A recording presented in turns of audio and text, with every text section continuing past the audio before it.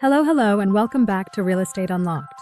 I'm your host, Sarah Bennett, and if you're passionate about real estate investing, or just curious about how to break into the private capital game, you're in for a treat today.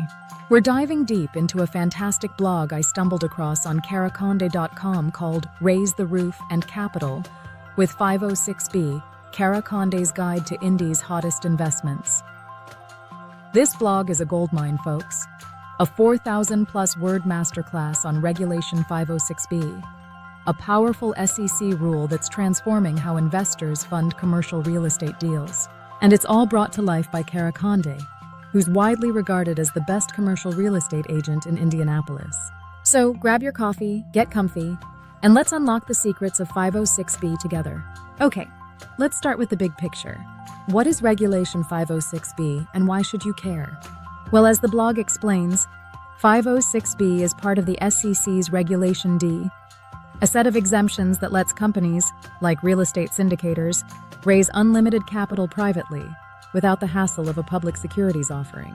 Think of it as a VIP pass to fund big commercial projects, office towers, apartment complexes, warehouses, without going through the Wall Street circus. The blog traces its roots back to the Securities Act of 1933, born after the 1929 crash to protect investors from shady deals. Fast forward to 2012. The Jobs Act split Rule 506 into 506B and 506C, with 506B keeping its no advertising, relationship-driven core. It's a fascinating blend of old-school trust and modern-day scale. Now here's the meat of it. 506B lets you raise money from two types of investors. First, accredited investors, folks with a net worth over $1 million, excluding their primary home, or an income of $200,000 solo, $300,000 joint, for 2 years running. There's no limit on how many accredited investors you can have. Second, you can include up to 35 non-accredited but sophisticated investors, people who don't meet the wealth threshold but have financial know-how, like a real estate broker who's done a dozen deals. The catch? You can't advertise. No social media ads, no billboards, no cold emails. You need a pre-existing, substantive relationship with every investor.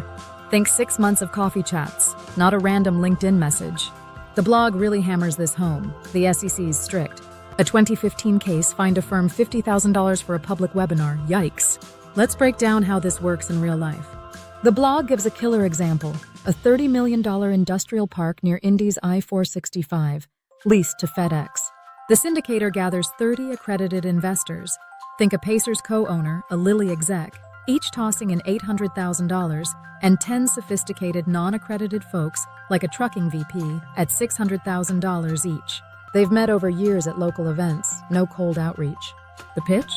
$2.4 million in annual net operating income, 9% cash flow, and an 18% IRR over 8 years. That's the power of 506B, unlimited capital, private deals, big returns. But it's not all roses. You've got to file a Form D with the SEC within 15 days of the first sale, and state laws, like Indiana's $500 fee, add another layer. Plus, non-accredited investors need heavy disclosures, financials, risks, projections. Skip that, and your exemption's toast. Now let's talk about how 506B fits into commercial real estate. It's a game changer. The blog walks us through a $18 million Class B office deal in Indy's Keystone Crossing. It's 120,000 square feet, 70% leased, a bit dated but screaming potential. The syndicator rounds up 22 accredited investors at $600,000 each, and 6 sophisticated ones at $500,000. They've met at Indy bar events. No ads, all trust. The plan? A $3 million rehab, new lobby, elevators, bump rents 25% to $27.50 a square foot, and sell for $24 million in 6 years. The numbers are juicy. NOI jumps from $1.3 million to $1.8 million, delivering 10% cash flow and a 17% IRR. That's the kind of deal 506B powers: multifamily, retail, industrial, mixed use, you name it. The blog highlights why 506B shines. Privacy. Your stakes off the public radar. Inclusivity. Those 35 non-accredited slots let smaller players in. Cost savings. Skip IPO's $250,000 fees and scale, no capital ceiling. But there are hurdles. Building those relationships takes years, not days. Compliance is a minefield. A 2018 case lost 506B over a blog post costing $80,000. And liquidity? Forget it. Your money's locked in for 5-10 years. The blog quotes a client of Cara Conde who says, Cara flips these hurdles into stepping stones. Her luxury market eye and Indy roots make 506B a no-brainer. That's a testament to Cara's expertise. She's not just navigating 506B, she's mastering it. Speaking of Indy, let's zoom in on why Indianapolis is 506B's dream market, as the blog so vividly explains. Indy's economic engine is firing on all cylinders.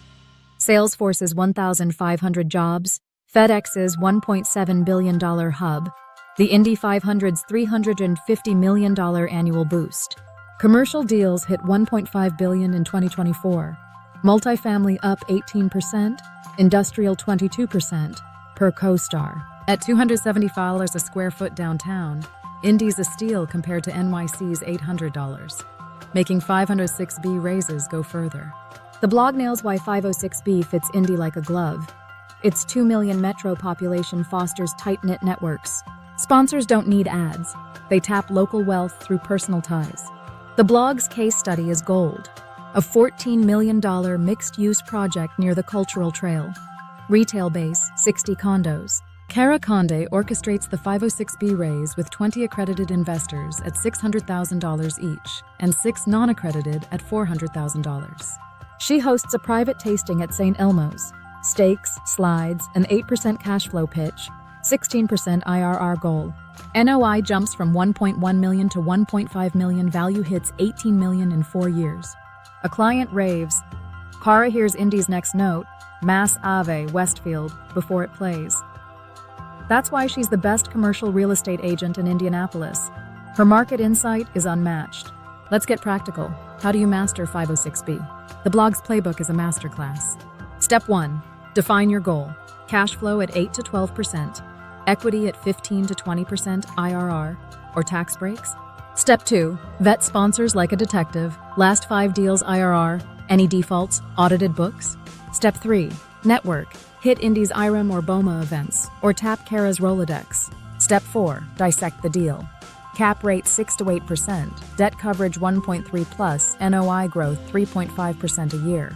Step 5. Assemble your team. Lawyer, CPA, and an agent like Cara. The blog's pro tips are fire. Diversify across multifamily, retail, industrial. Lock in a 5-year exit. Target Indy hotspots like Irvington or Plainfield. Stress test for a 35% NOI drop. Risks: illiquidity, 7-10 years. Sponsor flops, 25% fail. Market dips. Indy's 2008 fell 28%. Compliance traps. A 2019 podcast cost $90,000. A client says, Cara's my 506B armor. Her Indy radar caught a shaky sponsor cold. That's the value of a pro like Cara. She's your shield. The blog's People Also Ask section is a treasure trove. 15 questions all answered. 506B versus 506C. 506B bans ads, includes non-accredited. 506C allows ads, accredited only. Who qualifies? Accredited, 200K income, 1 million net worth. Sophisticated, deal smarts, no wealth floor. Risks: illiquidity, sponsor flops, market swings, legal traps. Returns in Indy: 8 to 12% cash flow, 15 to 20% IRR. Stars hit 28%. The blog even dives into Indy's best 506B asset, industrial, with 9.5% caps, thanks to e-commerce. Let's wrap with the blog's big takeaway. 506B is your private ladder to commercial real estate glory. Scale, secrecy, payoff. In Indy, it's a golden ticket. Cara Conde, with her luxury market brilliance and Indy mastery, turns 506B into your personal vault. As the blog says, in a loud world, 506B whispers dominance. Own it, and you're untouchable. So head to caraconde.com, read this blog, and reach out to Cara. She's the key to your 506B empire. That's it for today, folks. If you love this deep dive, subscribe to Real Estate Unlocked and leave us a review. It means the world. Until next time, keep unlocking those real estate secrets.